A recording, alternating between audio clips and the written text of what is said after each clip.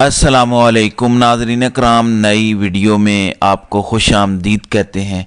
इमरान खान काफ़ी जारहाना मूड में नज़र आ रहे हैं और वो अगली इनिंग्स जो शुरू करने जा रहे हैं वो इंतहाई जारहाना है। अपनी पार्टी के अंदर भी वो तमाम लोग जो मुफाहमत पसंद थे, जो सॉफ्ट स्पोकन थे, जो मिड विकेट पे खेलते थे, जो मीडियम पेसर थे, उनको इमरान खान साइड लाइन करते जा रहे हैं और एक जानदार पीटीआई का रियल फेस सामने ला रहे हैं। यह हमने खैबर पख्तूनख्वा में भी देख लिया और पंजाब में भी देख लिया और जारहाना पॉलिसी के साथ वो दोबारा आ रहे हैं। 8 फरवरी को सबका पहला पेपर है, 8 फरवरी को यौम एहतजाज मनाना है। उसके लिए उन्होंने कह दिया है कि भरपूर किस्म की तैयारी करें। आज 3-4 खबरों का हम जायजा लेते हैं। चाइना, अमेरिका, बरतानिया, यूरोप, सऊदी अरब, यूएई, यहां से जो खबरें आ रही हैं उनसे लगता है कि बहुत ही क्रूशियल सिचुएशन है।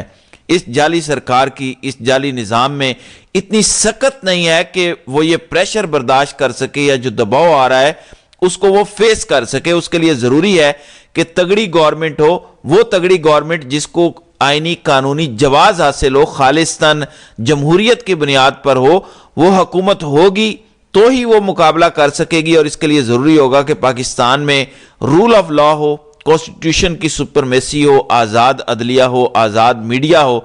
ये सब कुछ होगा तो सब होगा और इसके लिए लाजमी है कि इलेक्शन हो, दोबारा नए सिरे से इलेक्शन हो और नए इलेक्शन के नतीजे में एक साफ सुथरी पार्लियामान मार्जे वजूद में आए जो अवाम मुंतखब करे। वो फिर आंखों में आंखें डालकर बात कर सकेगी चाइना से, अमेरिका से, बरतानिया से, सऊदिया से, यूएई से, तमाम ममालिक से करेगी, क्योंकि उस हुकूमत के पीछे अवाम की ताकत होगी। जब अवाम और आइन और कानून की ताकत होगी और अदलिया इसके साथ खड़ी होगी तब जाके बातें आगे बढ़ेंगी। इस वक्त हो क्या रहा है? इस वक्त इनमें से कोई चीज़ नहीं हो रही, बल्कि जाली पार्लियामान है, जाली अदलिया, जाली मीडिया, जाली हुकूमतें कायम है। और इस जाल साजी के जरिए ये चंद अफराद चाहते हैं कि दुनिया इनसे बात करे। दुनिया तो इनसे बात नहीं कर रही, क्योंकि दुनिया इनको इस काबिल ही नहीं समझती। वो इनको एक टिश्यू पेपर की तरह इस्तेमाल कर रही है और डील कर रही है कि इनके अंदर तो इतनी लड़ाइयां हैं, इनके साथ हमने बात क्या करनी है। ये तो इंसानी हुकूक की खिलाफ वर्जियां कर चुके हैं, अदलिया के खिलाफ सब कुछ कर चुके हैं, मीडिया के साथ इतना कुछ कर चुके हैं, झूठे मुकदमात बनाते हैं, गैर जमहूरी हथकंडे इस्तेमाल कर रहे हैं, इलेक्शन चोरी कर चुके हैं। तो हम जब भी चाहेंगे हम इनसे जबरदस्ती अपनी बात मनवा सकते हैं। ये हमारी हैसियत हो चुकी है। बहरहाल इमरान खान को बखूबी इस सारी सूरत हाल का इल्म है। दूसरी तरफ पाकिस्तान पीपल्स पार्टी और जरदारी साहब अपना सब कुछ हासिल कर भी रहे हैं, गेन कर रहे हैं, लेकिन साथ साथ वो आंखें भी दिखा रहे हैं। वो कहते हैं कि ऐवान सदर ने यह शिकवा किया है कि ऐवान सदर की हिदायत पर वजीर आजम ऑफिस तवज्जो नहीं दे रहा। यानी जरदारी साहब कह रहे हैं कि शहबाज शरीफ हमारी बातों पर अमल नहीं कर रहे और हमारे शिकवे शिकायत उनको दिख नहीं रहे, उनको अहमियत नहीं दे रहे। और ये सारी चीज़ें मेक ब्रेक पे पहुंची हैं। वो इसलिए कह रहे हैं कि उनको बहुत अच्छी तरह अंदाज़ा है कि इस जाली सरकार के दिन पूरे हो चुके हैं। नाज़रीन कराम, मेरे सामने कुछ इंटरनेशनल सिनेरियो है, वो मैं आपके सामने रखता हूँ। कुछ दिन पहले मैंने आपको बताया था कि चाइना पाकिस्तान से नाराज़ है। मोहसिन नकवी का उस तकरीब में जाना, वजारत खारजा का माफ़ी मांगना और उसे गलती कहना, चाइना इस नैरेटिव को, इस मौक़िफ़ को बिल्कुल दुरुस्त नहीं मान रहा। चाइना चाहता है कि ये बातें दुरुस्त नहीं हैं। अगर हम आपको ये बता सकते हैं कि इंडिया आपके बारे में क्या अज़ाइम रखता है, हम आपको बाकी ममालिक से ख़बरें लाकर बता सकते हैं कि बाकी ममालिक आपके बारे में और इस रीजन के बारे में क्या सोच रहे हैं, तो कम से कम हमें तो बेवकूफ़ ना बनाएं। हमें नहीं पता कि आप क्या चालें चल रहे हैं। तो चीन की नाराज़गी की कुछ वजूहात हैं। कहा जाता है, इमरान खान पर इल्ज़ाम धरा जाता है कि सी पैक बंद था। इस पर चीन खुद कह चुका है कि ये पिछले 2.5 साल से कुछ नहीं हुआ और अगला मरहला शुरू हो ही नहीं सका। शहबाज हुकूमत की कारकर्दगी इतनी ख़राब है कि सफारती महाज पर कामयाबियाँ समेटना तो दरकिनार, उनसे पाकिस्तान के अज़ली दोस्त ममालिक भी एक एक करके जा रहे हैं। द गार्डियन बरतानवी अखबार की रिपोर्ट के मुताबिक 20 जनवरी 2025 को जो गवादर एयरपोर्ट से परवाज़ों का बाज़ाब्ता आगाज़ हुआ, उस रोज़ पूरे शहर में सिक्योरिटी फोर्सेस ने लॉकडाउन किया और वहाँ पर चंद हुकूमती और फोर्सेस की शख्सियात मौजूद थीं, लेकिन उनके हम मनसब समेत चीन का कोई सरकारी ओहदेदार वहाँ मौजूद नहीं था।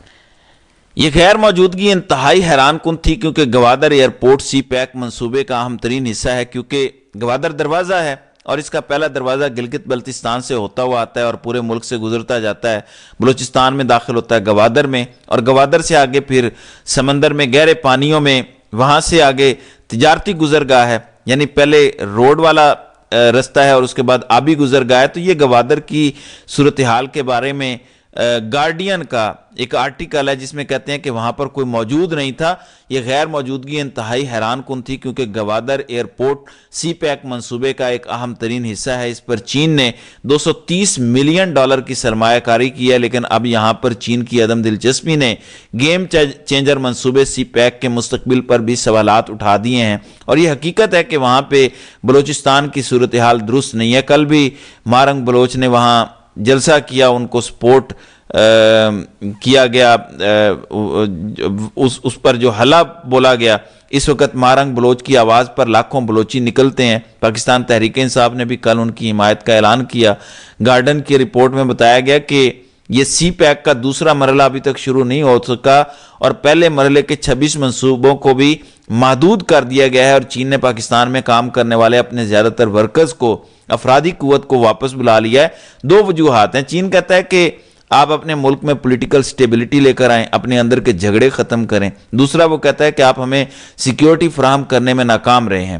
گارڈین کا کہنا ہے کہ پاکستان میں چین کے پولیٹیکل سیکرٹری وانگ یی نے سی پیک کو درپیش خطرات کے پیش نظر حکومت پاکستان پر غیر معمولی انداز میں تنقید کی، اور چین کے اربوں ڈالر کی سرمایہ کاری کے مستقبل پر سنگین خدشات کا بھی اظہار کیا، یہاں تک کہ وہ پاکستان کی سیکیورٹی فورسز پر اعتبار کرنے کو تیار نہیں ہے۔ اور چین یہ کہہ رہا ہے، دی گارڈین لکھ رہا ہے کہ اگر سیکیورٹی کی یہی صورتحال رہی تو کون یہاں سرمایہ کاری کرنے آئے گا؟ اور چین کے پولیٹیکل سیکرٹری نے کہا کہ حکومت پاکستان سی پیک کے متعلق جھوٹی بیان بازیاں کر رہی ہے، لیکن ہم پاکستان کی طرح بیان بازیوں والا کام نہیں کرنا چاہتے۔ ہمارا فوکس کام اور ڈیولپمنٹ پر ہے، لیکن اگر سیکیورٹی کی یہی صورتحال رہی تو سی پیک کی راہ میں بڑی رکاوٹ ثابت ہوگی۔ اور اگلا دعویٰ یہ ہے، چائنا یہ کہہ رہا ہے، اور یہ پاکستانی عہدیدار کو انہوں نے رپورٹ کیا ہے کہ سیکیورٹی خدشات کے پیش نظر چائنا سی پیک پر اپنی فورس یعنی پیپلز لبریشن آرمی کے اہلکار تعینات کرنا چاہتا ہے۔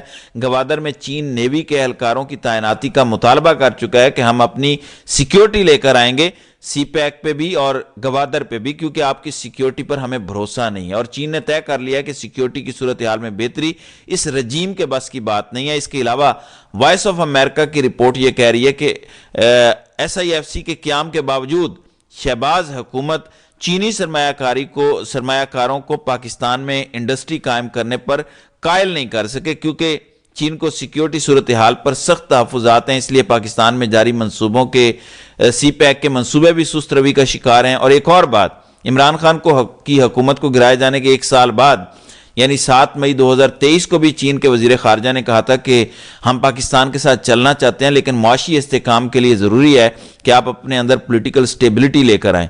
تو یہ ہے صورتحال ایکچوئل، اور یہ سارا رپورٹ ہو رہا ہے۔ پھر گوادر سے متعلق وہ کہتے ہیں کہ وہاں کے مچھیرے جن کا روزگار گوادر سے وابستہ ہے، ان کا کہنا ہے کہ ہمارا کاروبار تقریباً بند ہو کر رہ گیا، اور وہاں پہ اب جو پاکستانی بلوچی شہری ہیں وہ اس طرح جاتے ہیں جیسے وہ غیر ملکی علاقہ ہو، کیونکہ چائنا کے کنٹرول میں سارا کچھ ہے۔ ظاہر ہے وہاں پہ سیکیورٹی کی صورتحال خراب ہوگی تو یہ سب ہوگا۔ تو یہ سچویشن اس وقت چل رہی ہے۔